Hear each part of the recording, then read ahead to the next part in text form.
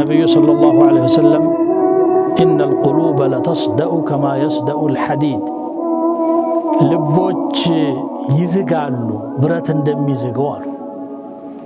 وإن جلاءها ذكر الله መወልወያው ማጽጃው ደግሞ አላህን ማስታወስ ነው። አላህን በማስታወስ ልባችንን መወልወል እንችላለን። ስሙን በማውሳት ባንደበታችን ዚክር በማድረግ ዱዓ በማድረግ ቁርአን በመቅራት በቀልባችን ሀያልነቱን በማስታወስ እርሱ ፊት ስንቆም እንዴት እንሆን ይሆን የሚለውን በማሰብ መወልወል እንችላለን።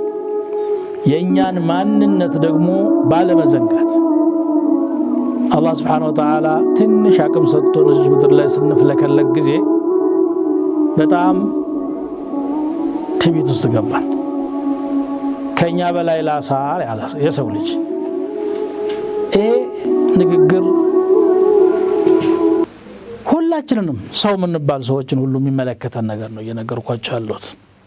من أشد منا قوة ዘንድሮ የተከሰተው ክስተት እጅግ አስተማሪ ነው።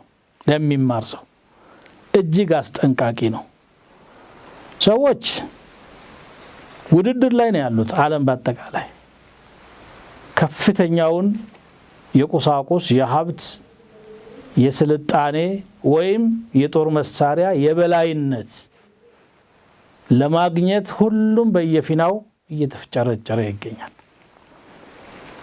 እዚህ መካከል ግን የዘነጉት ነገር አለ።